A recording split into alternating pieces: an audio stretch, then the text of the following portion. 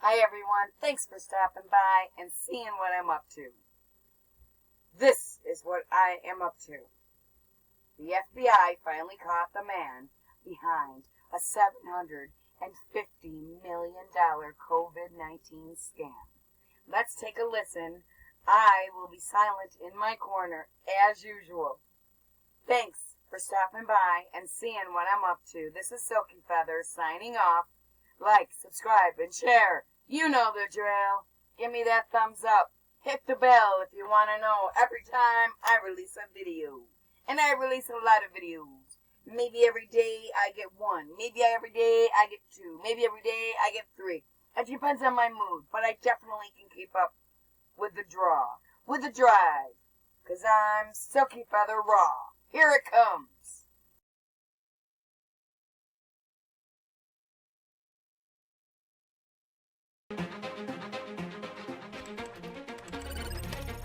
Scamming the public out of $750 million is a crime that the FBI frowns upon as much as any. Doing so by taking advantage of a global catastrophe during which millions of people's lives are at risk is an act that sinks to another whole new level. Alas, wherever there's an opportunity to take advantage of something, the fraudsters and the crooks are quick to pounce. That was exactly the case with Christopher Paris, a man who exploited the Department of Veterans Affairs and made a mockery of the American health and emergency response systems. It didn't take long before cunning FBI detectives managed to track him down. So how did the scam work, who fell for it, and how did he wind up giving himself away? Let's find out. This is Christopher Paris, the 39-year-old Atlanta resident responsible for a scam that not only intended to rob the good American people of their basic needs, but also sent the Department of Justice into a fuming rage. After discovering Paris's twisted actions, the Department of Justice made a statement. We will not tolerate this conduct, especially when it involves this kind of egregious attempt to target and defraud our nation's treasures, our veterans. During such a trying time, the government was adamant on its stance to those who tried to take advantage of the harsh circumstances. U.S. District Attorney Timothy Shea made it crystal clear. Quote, "My office will devote whatever resources are necessary to stop scams aimed at exploiting Americans during this unprecedented pandemic." End quote. One such a scam, orchestrated by Paris, was constructed with the intention to secure orders from the Department of Veteran Affairs for 125 million face masks and other personal protective equipment for PPE. The value of such necessities fell into the $750 million ballpark. Paris made promises to a number of businesses that he could obtain millions of genuine 3M face masks from domestic factories. Those businesses were desperate, so they paid him the money. But in reality, the orders were impossible, and Paris's claims were nothing but empty words. In simple terms, he was trying to sell something he didn't even have. Clear, blatant fraud. It's no secret that 2020 has been a tumultuous year, and as far as it all seems, we're not even close to being done with its wrath. The impact has been felt across every corner of the globe, far wider and far more penetrating than any of us could have ever imagined. Close to 5 million people and counting have been directly affected, found across every habitable continent on Earth, and spanning at least 187 countries and territories. Schools have been closed, sporting seasons have been suspended indefinitely, the majority of flights have been grounded, businesses have shut their doors, and the world is dealing with record high levels of unemployment. So for Christopher Paris to attempt to exploit an already treacherous situation, that hit the nerve for Homeland Security and the FBI, and they were determined to bring him to justice swiftly. The early months of 2020 has seen demand for PPE like never before. It is almost unprecedented, with individuals and companies doing whatever it takes in order to get their hands on the necessary equipment. Millions of face masks, gowns, gloves, and sanitizer bottles have been required in an incredibly short period of time. Make no mistake, Christopher Paris was well and truly aware of this. Knowing that companies and governments were on their knees begging, Paris seized an opportunity to exploit.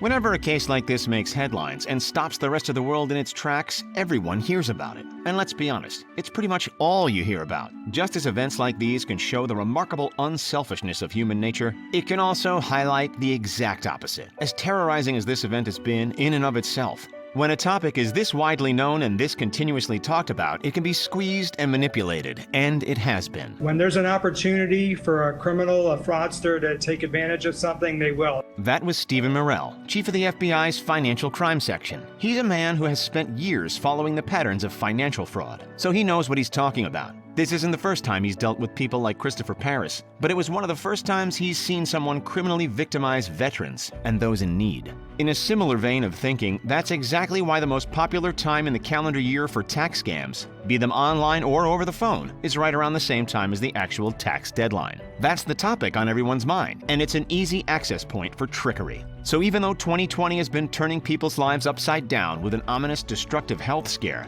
we've actually been affected in more ways than the obvious.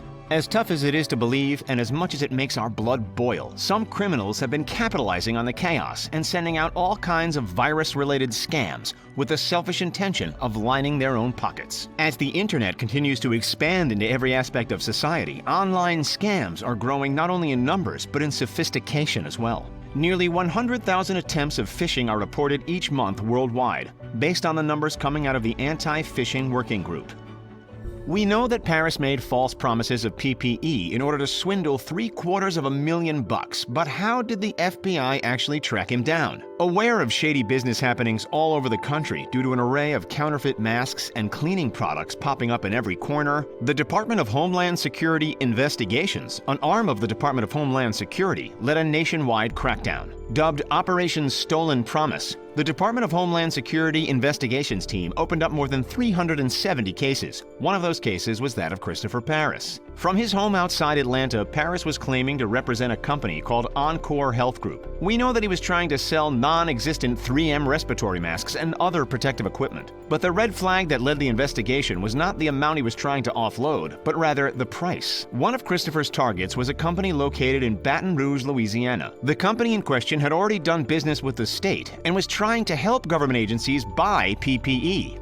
So, this company contacted the Office of the Inspector General at the Department of Veterans Affairs with the purchase plan that Paris had presented to them. However, that's when the sirens started to go off. The department was suspicious of the price. It was about 15 times what they were accustomed to paying for similar products. With an inkling that something was shady, the department phoned up Homeland Security. They made a few phone calls, did some digging, and were quickly linked to Paris. Even though he'd been caught red-handed, some of the damage had already been done. The U.S. government seized more than $3.2 million from his accounts, a sum of deposits already made thanks to his fraudulent activities. The authorities also said that a bank account controlled by Paris received more than $1.1 million. As we mentioned, almost 400 investigations were opened up during this time. Christopher's targeted companies and government entities, but others took advantage of individuals, small business owners, students, and employees. Allow us to introduce you to Alicia Coles. She and her husband, like hundreds of thousands, if not millions of others, had their lives turned upside down in 2020. Not solely as a result of mandatory lockdowns and restrictions, but because of scammers. Their furniture installation business had gone from booming sales to no bookings at all. To counter the lack of income, Alicia signed up online for a government loan program, only to be hit with a phishing attempt that tried to use her application to steal her identity. People like Alicia have fallen for all kinds of scams. Some websites have been advocating that apps can track infected people in your area and thus help you know which spots to avoid. However, as soon as you install the app, it shuts down your phone and demands a ransom. In this case, $100 worth of Bitcoin. There have also been extortion threats, with criminals demanding payment and hovering the threat of physically coming to the victim's door and transmitting the virus. Then there are the phone scams. Give this a listen. We can qualify you to get a free diabetic monitor and a complimentary testing kit for coronavirus. Even celebrities are getting in on the scamming action. This is Keith Middlebrook, an actor who claimed that he had developed a cure. Considering that hundreds of world-leading medical companies are funneling billions of dollars into treatment, do you really think a B-grade celebrity would be the one to figure it all out? Of course not. At this stage, there is no cure, and as punishment for his outlandish claims and related actions, Middlebrook was charged with wire fraud, accused of promoting a false claim, and taking advantage of the mass media focus in order to lure investors toward his company. Now that you've gotten a bigger idea of the huge spoke of recent scammers, let's swivel our attention back to Christopher Paris. The authorities did finally catch up to him. Part of the reasoning behind his capture was actually his prior record. This isn't Paris's first attempt to bend the rules, nor would we be surprised if it were his last. That is, if he manages to walk free from prison. Between January 2012 and June 2018, Paris, together with his business partner Perry Santillo, engaged in a giant Ponzi scheme. scamming close to 1,000 people out of a total of at least $115 million. These ongoing tricks lasted for years. What was his method? Persuading his victims, people who already trusted him, to turn over their savings to his Rochester-based company, Lucian Development. He promised great investment opportunities which in reality did not exist. The pair would pay old investors with new investor money and scrape plenty off the top for themselves to live their own selfish, lavish lifestyle. Santillo would brag about their splurging, the likes of $150,000 weekend trips to Vegas and $10,000 suits, all while draining their victims' life savings. Perry Santillo pleaded guilty to 3 charges. 1. Conspiracy to commit mail fraud. 2. Mail fraud. And 3. Conspiracy to launder money, and faced up to 20 years in prison. It was a similar outcome for Paris. He actually orchestrated the entire PPE fraud while already facing up to 20 years behind bars for the previous Ponzi scheme. So for Paris's more recent exploits, he faces wire fraud charges, the maximum statutory penalty of which is 20 years in prison, alongside a $250,000 fine. Remember, that's on top of the mail fraud and money laundering charges he was already facing from his shady Lucian Development days. As it stands, Perry is currently awaiting trial, but all signs point to a significant time penalty behind bars. How about you play the role of the judge for this one? What do you think is the appropriate sentence? A slap on the wrist? Life behind bars? Or something in the middle? Share your thoughts in the comments. Don't forget to like this video, subscribe to the channel, and as always, thank you so much for checking out the